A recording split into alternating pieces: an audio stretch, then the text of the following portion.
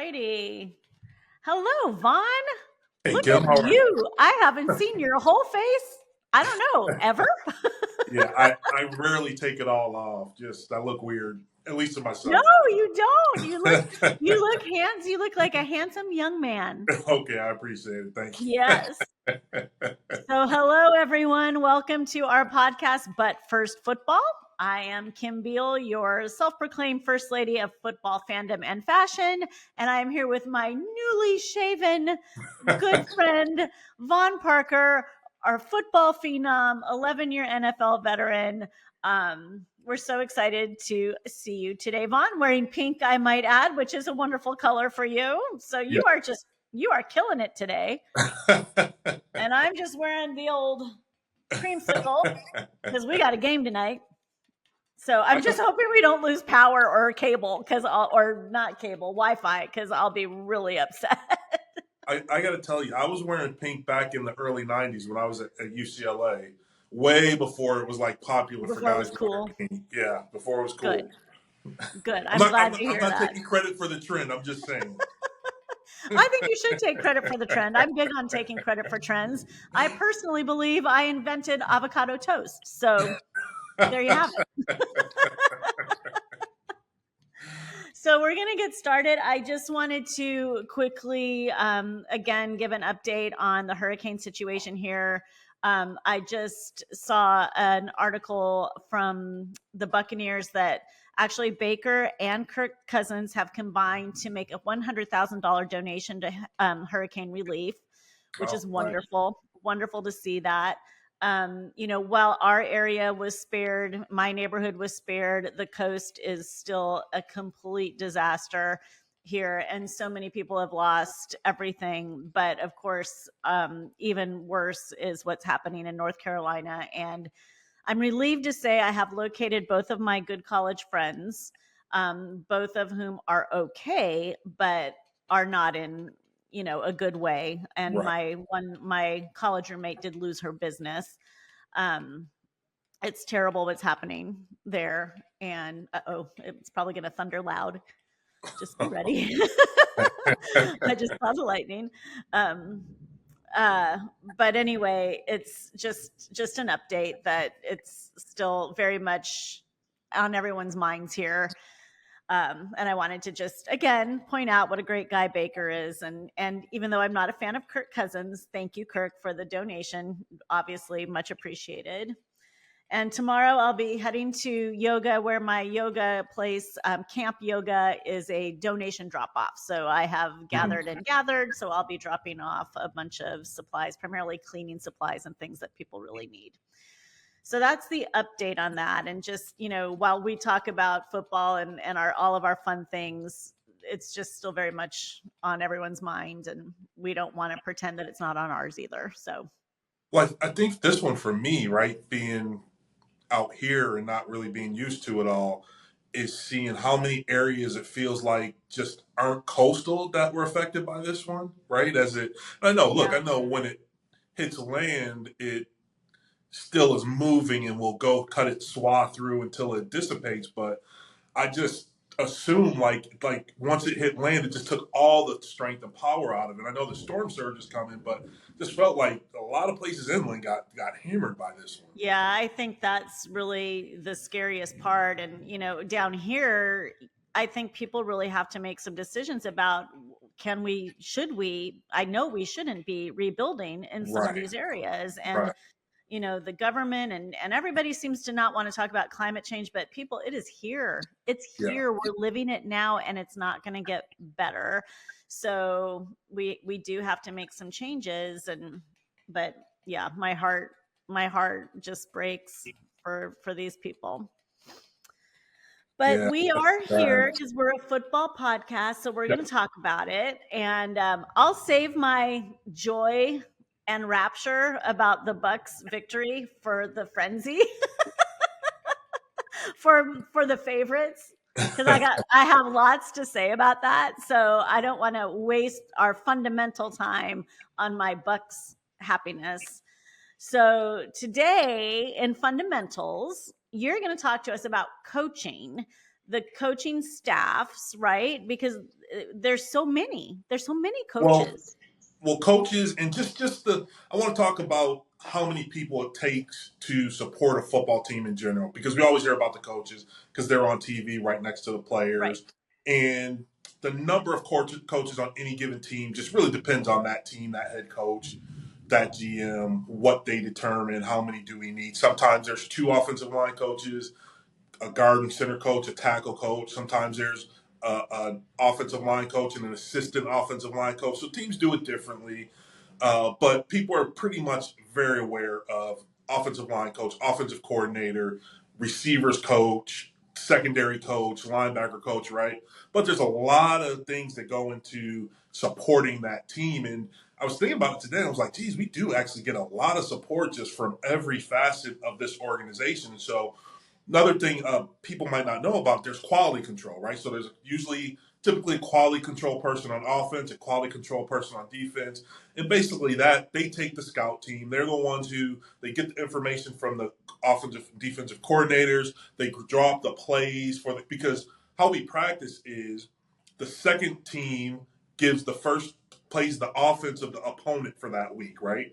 And so the first team defense will go up against the second team offense imitating the offense they're playing that week. And so they just hold up cards. Here's the play, guys. And to help reinforce it, hey, this is like our XYZ play. And Can I so we just say don't. how funny that might be? So if you think about the Bucks, our newer running back Bucky Irving, I call him Little Bucky Irving, which is probably not very nice, but he's smaller. Can you imagine when he's facing Vita Vea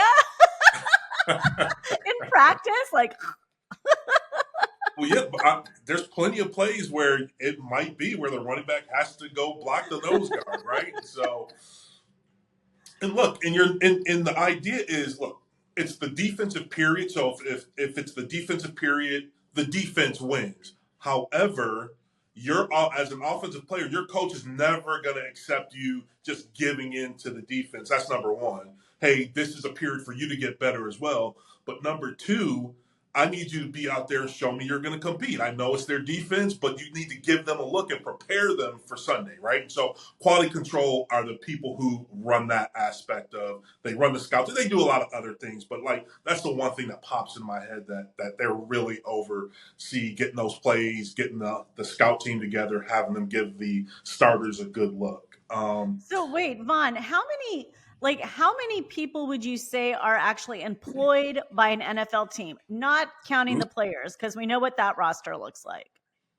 um, At least, I mean, well, between football operations and business operations, at Yeah. least, I mean, it's a big organization. So, I mean, upwards of anywhere from 50 to 100, I would imagine. Probably 50 is probably light. Yeah, close to 100 because, you've got just on the football side of things, you got the GM, then you've got director of player personnel, and below him, director of pro personnel. And pro personnel, obviously, they scout other NFL teams, players, and look at their scout teams. And hey, is there someone we can bring in?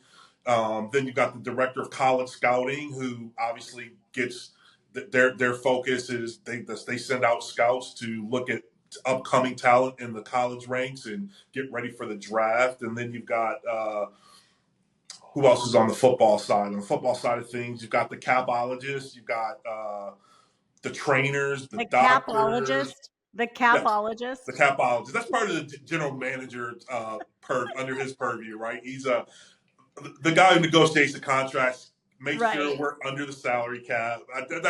That's my I euphemism love for it. the capologist. Um, who else? You got the strength and conditioning coaches, which are kind of coaches, but they're kind of a specialized coach. Hmm. And then on the business side, right, you got the team president who usually runs the business side of things, and you got the marketing team, the PR team. And that's when I was going through. It's like, man, we get a lot of support, and most like, look, luckily I was in an organization where everyone does things differently.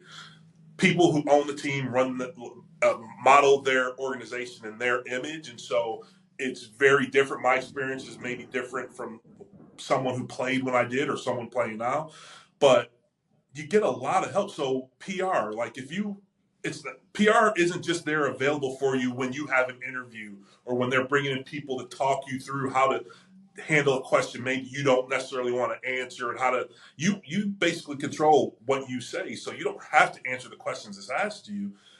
They're available to you at any time. If you have an issue, hey, go up to PR. Hey, I'm having this issue or I have this concern. Can you talk me through it? And at least that was my experience, where they were there available trying to support. Like the player, ultimately, they want to eliminate any distraction, give you as much support as possible, where all you have to do is show up, do your job, and then on Sunday you can just let it rip and have an excellent performance. And hey, hopefully our collective performance, we win some games, right?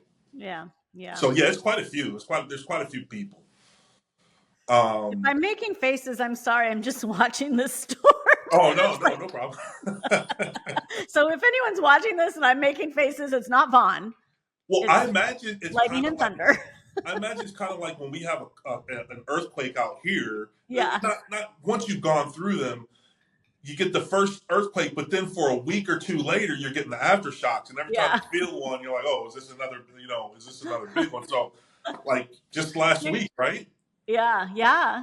I remember trying to decide. I was on a conference call once when I worked for Saks Fifth Avenue, and they were calling my name. They're like, Kim, did you hear us? And I'm like, oh, I'm so sorry. We just had an earthquake, and I was trying to decide if I should get under my desk. And then, of course, they're all based in New York. They're like, what?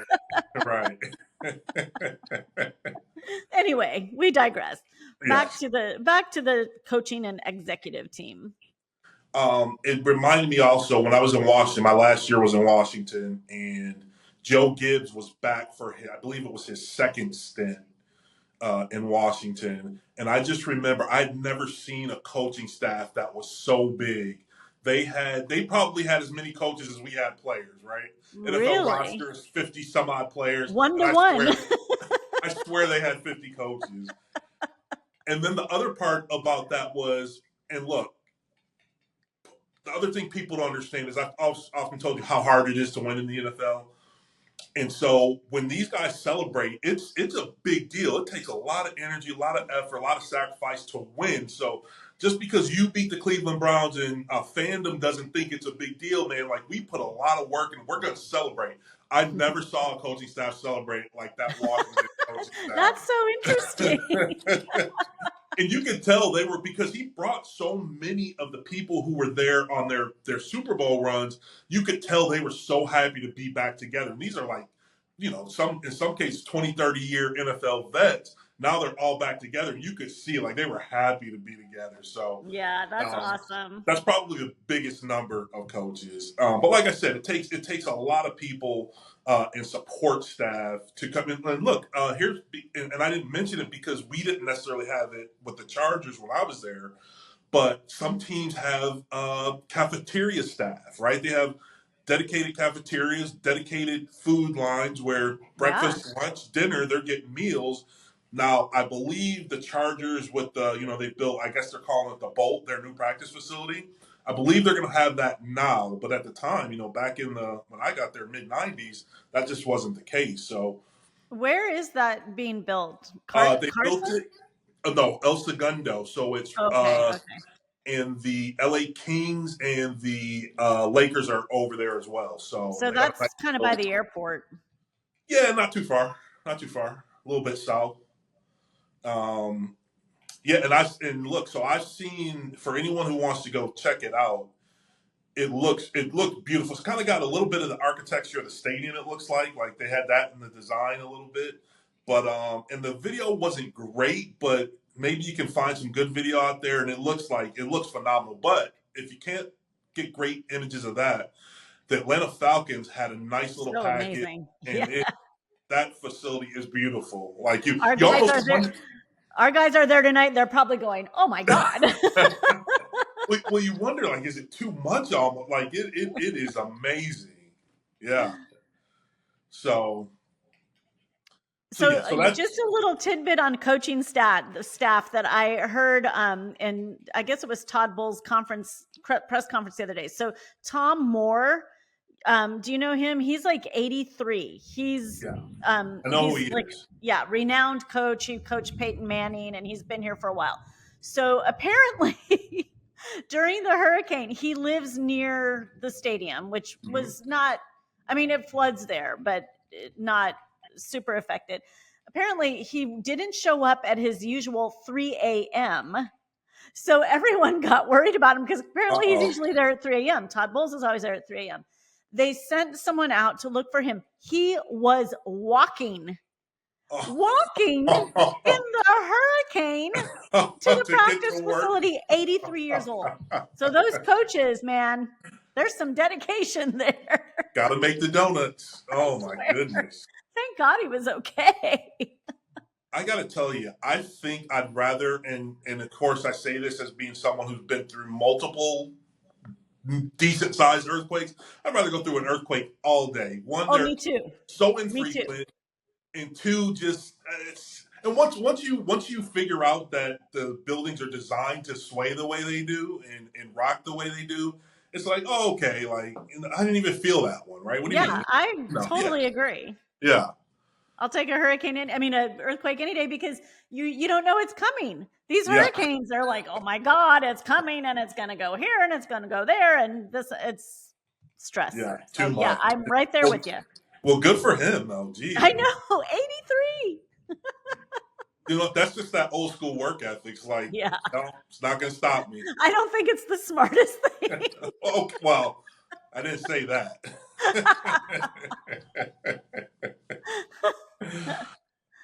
So when the coaching staff, so does the entire coaching staff travel with the team?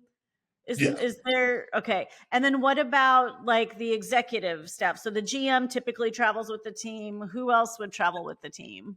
Yeah, maybe scouts probably are out at across the country looking at different games, um, but mostly everyone else is traveling. So there's a business director. I didn't mention them. The business director takes care of hotels and then there's the ticketing side of things. But and so they'll come to you. I think we talked about it maybe a couple weeks ago about how that works. They'll come to you before the year. Hey, who do you want a room with? And then once you're at least with us, as once you're reach a certain year where you can have your own room, you can tell them, hey, I'm going to room with such and such, or I'm going to get my own room.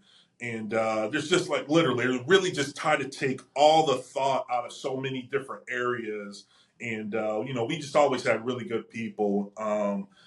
And and you go through those transitions where you're going from kind of that old school feel to modernizing the organization and modernizing the equipment. We were in a terrible stadium for so many years, Yeah. and I Yes, don't you were. know. Some people need to get up to that stadium in LA. Now, granted, there are renters there. However, that stadium is beautiful. That It scoreboard is looks beautiful. it Oh, looks spectacular. I walked in. I was like, I am so jealous right now. Like they get to play. Yeah, you played in a crappy Yeah, stadium. There's no yeah. doubt. So What about then so you've got the executives, the business, the coaching, and then it goes down to even your groundskeepers, all of I yes, mean, there's just so many. and There's so so many. that's another aspect that we kind of take for granted. I'm not sure about like field turf. I'm not quite sure what the upkeep is on that. Obviously, it's less than a grass field would be, but most teams don't practice on even field turf. Most teams practice on grass, and so they'll be at their practice facility. There'll be room enough for usually 2 to 3 full size fields are drawn up. Maybe a 20 yards in infield in some places, and because you have to move around so long, like you can't just practice on the same patch of grass. Imagine all these, you know, 22 big athletes trouncing on the same patch of grass for a year's long. It just doesn't work. And so those groundskeepers are working every day. They're repainting the field. They're keeping the grass. They're resodding. We're gonna paint a new field over, and then at some point they change the orientation of the fields. Right? We're just not going north south. Now we're going to change the orientation. We're going to go just to keep the field fresh and try to move the area around where you just don't tear up that grass the whole time. And inevitably, some of it is going to happen, but they're really good at getting it repatched up, which is so funny about you often see I think it happened in the game they had down in Brazil the first week, Hmm. where because they paint the logo, and that NFL logo takes I don't know if you can tell, but it takes quite a bit of paint, Yeah, and I would think so. it makes it slippery, and it's something that's happened a few Super Bowls in these last few years where painting the logos, and NFL is so particular about every little thing. It amazes me that and it's not always just the paint. Sometimes they're in different areas with different grass types where the footing isn't sure. Like you would think they would secure that at the expense of, hey, we want the NFL logo, but Well, NFL are the it's not greatest like we marketers in the don't know world, we're watching the NFL. but they're always looking for marketing opportunities. But blaze that logo, right? I swear.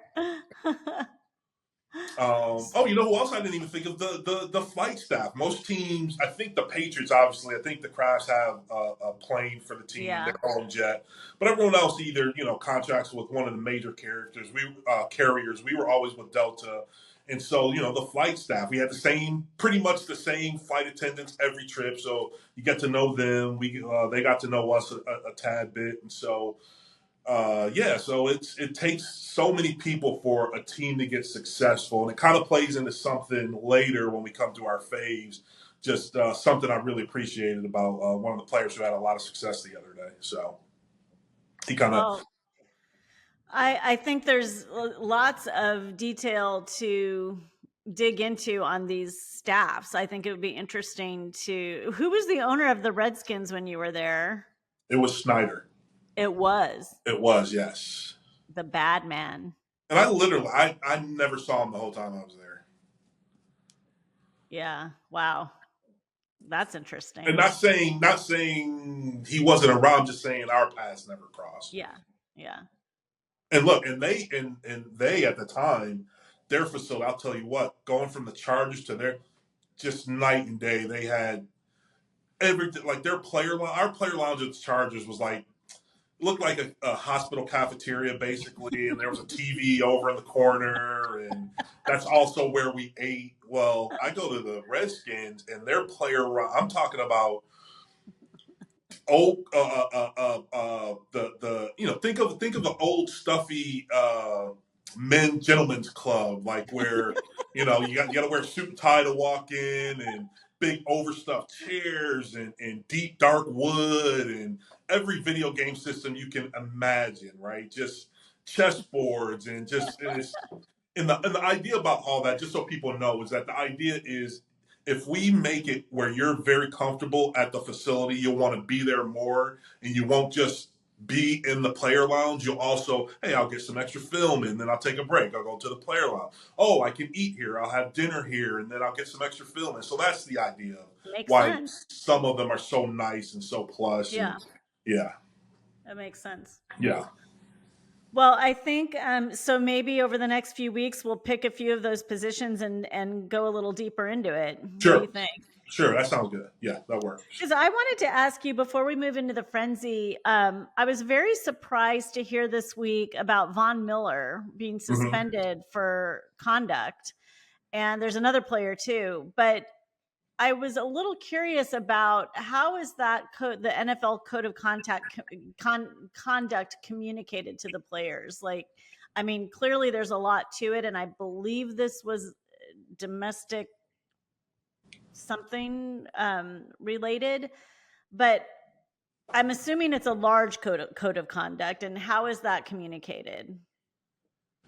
Well, there's too much for them to be very specific about. Here are the list of things that will get you to run afoul of the code of conduct. It's spoken. It's communicated more generally in that you know you represent yourself, you represent your family, you represent this team in the NFL, and if you run afoul of that general sense of well-being, I guess it is you can get in trouble. And so obviously certain things are mentioned, and that's kind of on the team level. I can't ever remember someone from the NFL coming out. Sure, certainly people from the NFLPA coming out, the Players Association, saying, "Hey guys, like this is what you kind of need to avoid." And I mean, we can go into it deeper, but John Lucas, who used to coach in the NBA, and had a kind of a well known drug problem at some point while he was a player. He came and spoke to us, and he spoke to us about making the right decisions, about putting yourself in certain situations. Look, obviously, young men, plenty of money, certain situations are going to crop up, and hey, how to navigate those things and not find yourself uh, on the wrong side of things. And I think I told you about one year they brought in a troupe of actors. I don't want to call them crisis actors because that's not what they were, but they put on different skits and say, "Hey, how do you handle this situation?" And one of the situations they presented is you're running late. The team plane is leaving. You're running late getting to the facility, and your spouse, your significant other, really needs to talk to you about some issue the two of you are having. How do you navigate that? And at one point, she steps in front of you to block you from the door. Like, what do you do, right? And so, how do you navigate that without running afoul of the law, running afoul of your sense of right and wrong, running afoul of the NFL's sense of right and wrong, right? So, yeah, it's more general than being specific, just because there's too many. Because the issue is as soon as you hear the 10 things that will get you on the wrong side of this policy, when that 11th and 12th thing pop up, then the players, that's going to be their defense. Well, it wasn't on the list, right? Um, and again, most guys are smart and understand the types of things, the types of situations that can get them in trouble. And Well, I was surprised to hear about Von Miller. I mean, again, I don't know specifically what the issue was, but I was under the impression that he's one of the more respected players in the NFL. I'm not aware of any situations before this, so I was pretty surprised to hear that actually. yeah, I just think that's just the human nature of it all, right? Just you never know when Yep. something can pop up, and Yep. guy who's been off the radar for as long as he's Yeah. been, like Yeah, multiple I think it's years, yeah, and it's a unfortunately, stuff shame. happens. Yeah, definitely. Well, shall we move into the frenzy? Sure. Football frenzy. Okay, so I'm going to start with favorites because that game on Sunday was so awesome. It was so awesome. But I do have a question. Why in the world would the NFL think that a 1 p.m. game in Tampa, Florida in September is a good idea? Why would they do that? You could not have paid me enough, as much as I love my team, to sit out there. It was ungodly, Well, do you think right? would a 4 p.m. start would that have made much of a difference? You think? What it would do is there would at least be a shade side on the stadium. Gotcha. 1 o'clock, there's no shade on that Gotcha. stadium. Anywhere, Four nowhere to o'clock, hide. you would start to get some shade. It would still be ungodly. Yeah. But I did think, I mean, it was clearly an advantage for the Bucks, Yeah. but probably not healthy for anyone. So my favorite things were, of course, Baker Mayfield just kicked it. He was great. Chris Godwin, oh my God. I love to watch him play because they just don't know. They don't know. They think Mike Evans all the time, and well, they should. Yeah. But Chris Godwin is sneaky and good and has these hands that he can catch anything, I Yeah. swear. So he had a great game. Mike had a great game. They had elevated this guy, Shepard's last name, from the practice squad that morning, and Hmm. he had a touchdown. Like it was just we were clicking on. I shouldn't say we. I had nothing to do with it. They were clicking on all cylinders, and it was just super exciting to watch. I loved the play calling. I thought it was very well balanced. He moved on if things weren't working. He didn't try to just run it up the middle on first down every time. Yeah. Little Bucky Irving is a godsend to that running game. Vita Vea, He was a monster on Sunday. He was playing on the outside sometimes. People have to cry. I think people would cry. I would cry if I was lined up against Vita Vea. I would be like, no. And then lastly, I would say I'm going to give credit where credit is due that Tom Brady was better in the booth this time. Okay. And I can't imagine I mean, he knows the team. So he did provide a lot of really good insight. I think the little Baker and Tom thing was a little blown out of proportion, in my opinion. Yeah. But I thought he was better. He was better. So that was my all-time favorite thing from last week. Well, I have found him to be very. I like to listen to him. I do because he knows a lot and he gives me insight into the quarterback position.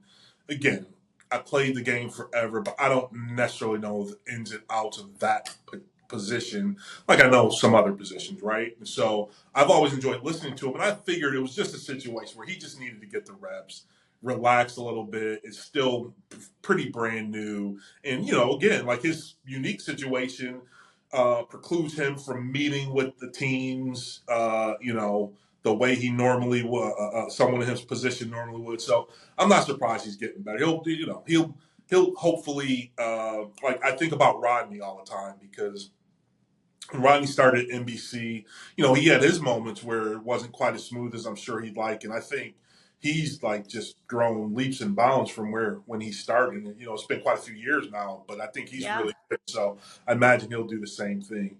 Well, I'm hoping that maybe this will give him a lot of confidence because I think he probably got a lot of props for this game. And again, he had all that inside knowledge about the team. So, Yeah.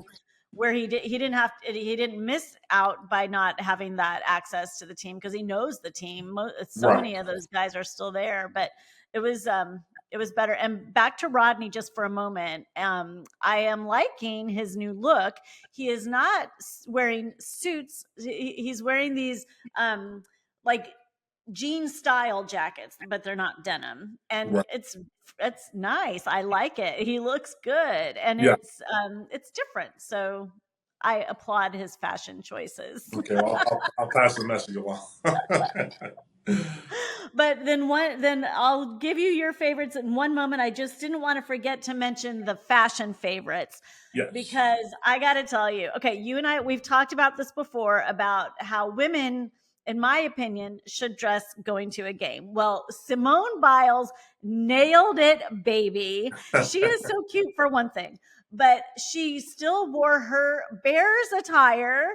I think Yes. you need to root for your team. So she had a cute Bears crop sweater on, adorable little white denim skirt, and white denim boots. And she did have a sweet little Balenciaga bag, I did notice. I'm not sure if she was able to take that in because I thought it might be too big. But anyway, that to me is like, that is how a female fan should dress for a game. If you want to dress up, like if you're Right. not going to just do, shorts and a bear shirt.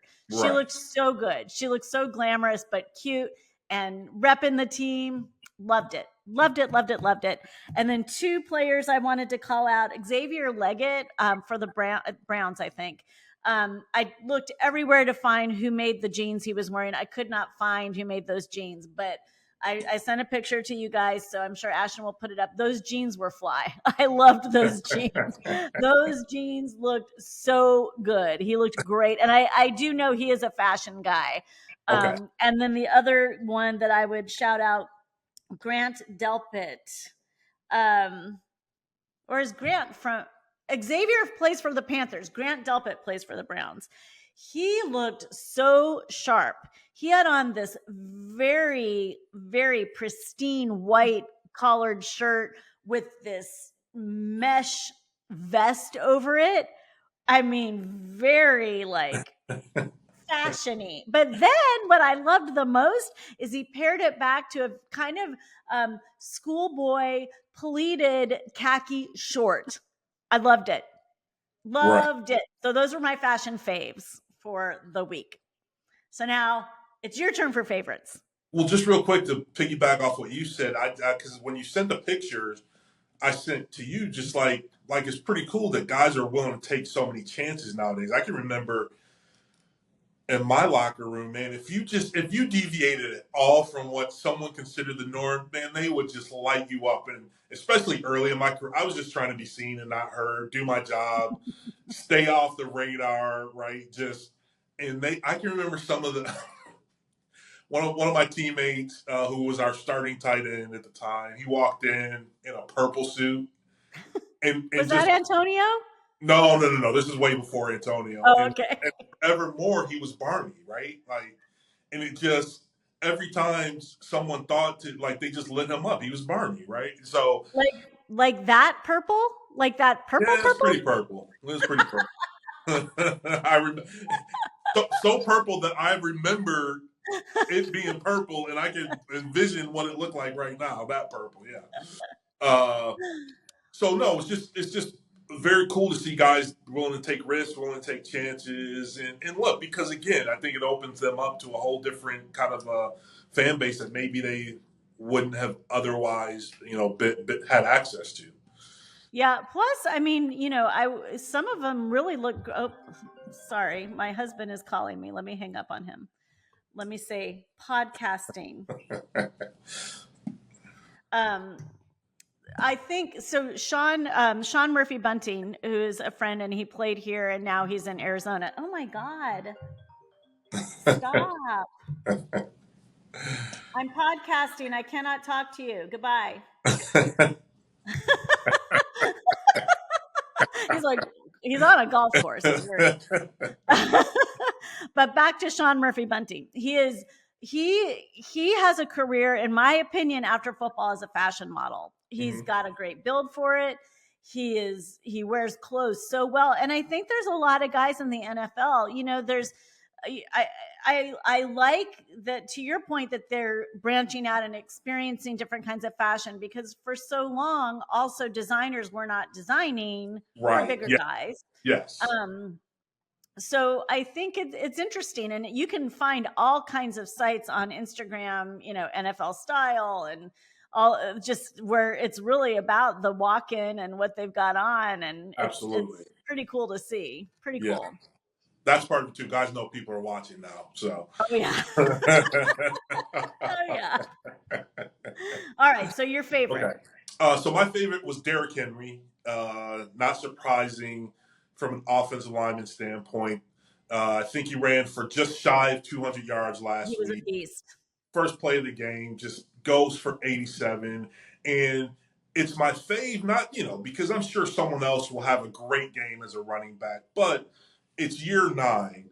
This is when a lot of guys at the running back position, because of the punishment they take, hit the wall. Him in particular, because there's been many years where he leads the league in carries, 300 plus carries. And so that's a lot of wear and tear on his body. And you see how big he's 6'2, he's Oh all yeah. of 250. I'm sure if you see him in person, he looks like Man Mountain Dean.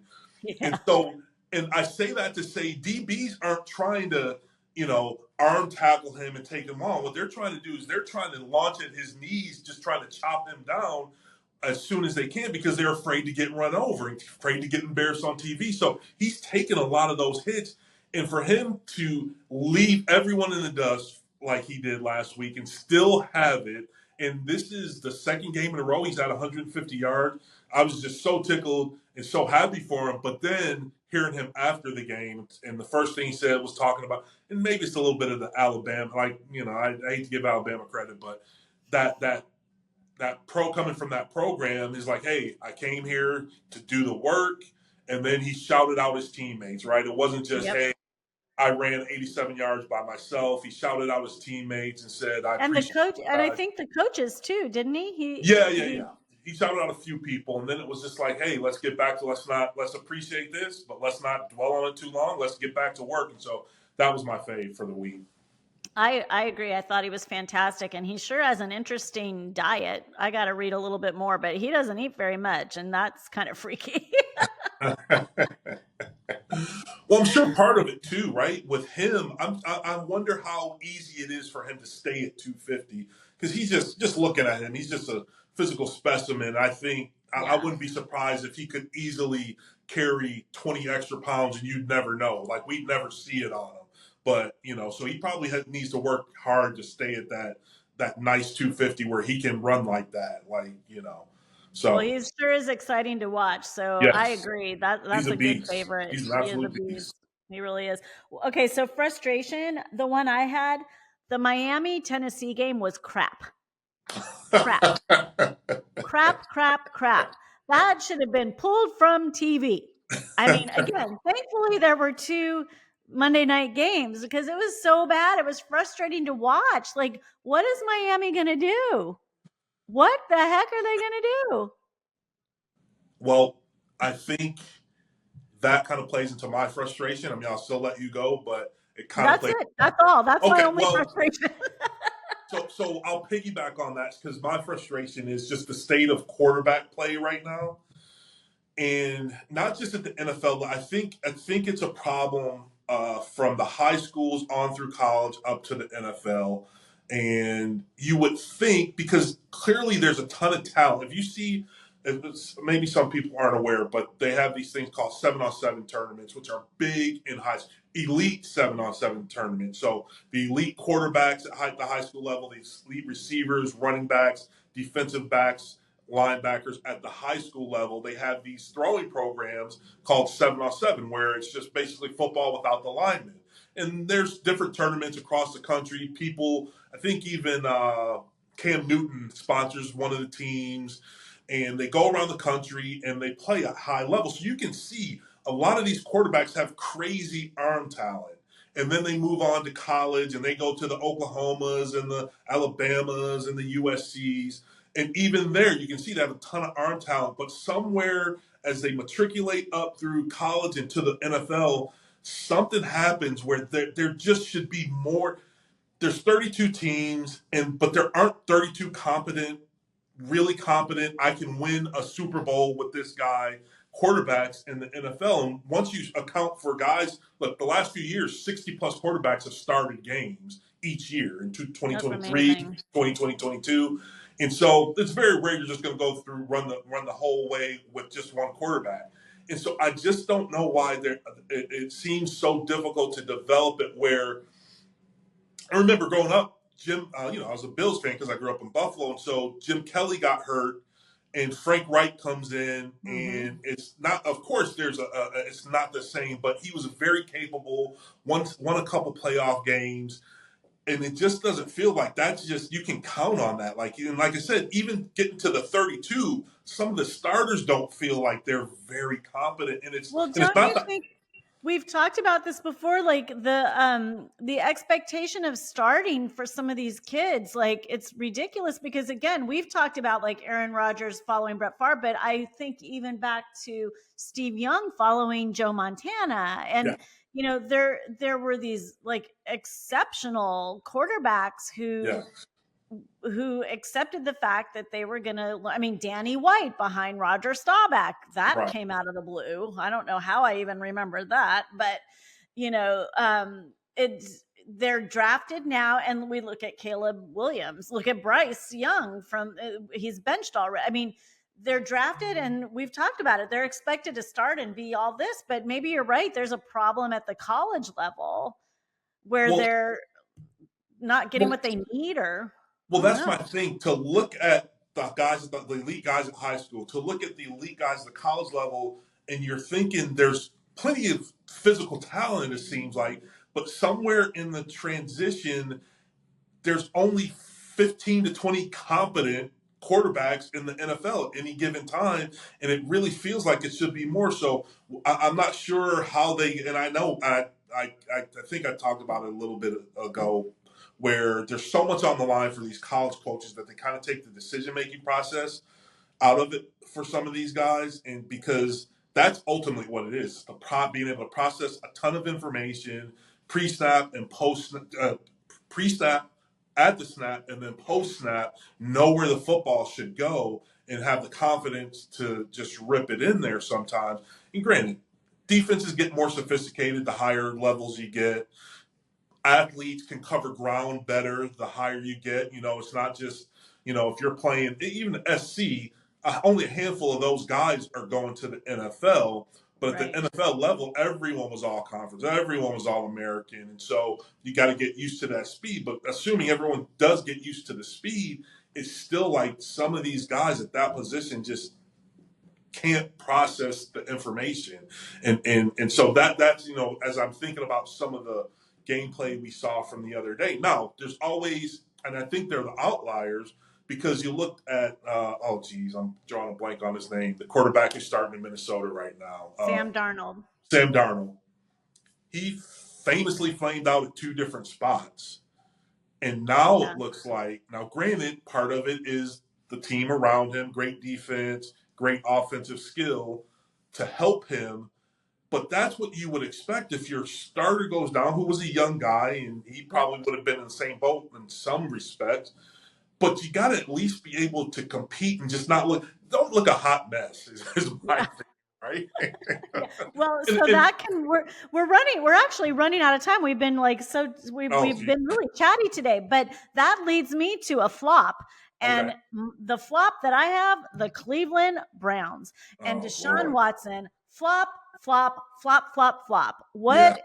I mean, just I feel for all those players on that team because that guy is not engaged, and all of his off the field issues, not Yeah. cool. It's But ugly.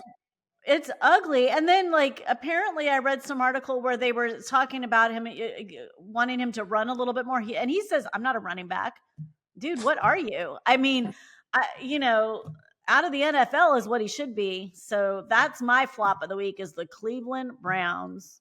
And just very quickly, mine was the Bills, just because I think they're a fraud, and I hate to say Oh, it. I think they're a fraud. oh. I think they got some wins against some teams that aren't going to end up being great, and then their first opportunity to play a real team, they just got skull drugged. So, Von Parker bucking the trend because a lot of people are on that Bills bandwagon. I think they're not buying it. One other flop for me were those black Detroit Lions uniforms. No. That's the crazy part. Everyone does not look great in black. It just I know we've talked about that, and this is not a good. They should not wear them. They're ugly. Well, this was great. I'm sorry we spent so much time talking. Oh, it's still thundering here, people. Sorry we spent so much time talking about the weather. But I can't wait to talk about tonight's game. So you guys better watch and root for the Bucks. Bucks And Atlanta. Against Atlanta. It's a divisional game. It's a big one. Yes. Big one. So everyone, we would appreciate it if you would like and subscribe and follow us on all of our various platforms. And we'll be back next week. Right, Yep. Vaughn? Yep. Are you going to keep the face? Are you keeping the face for a while? Probably not. I'm not a fan. I guess I can be convinced, but I'm not. Typically, no. Well, we should, if people want Vaughn to keep the face, let him know. Okay, yeah. All right, everybody. Well, thank you for listening and watching But First Football, and we will be back at you next week. Bye. All right. See ya.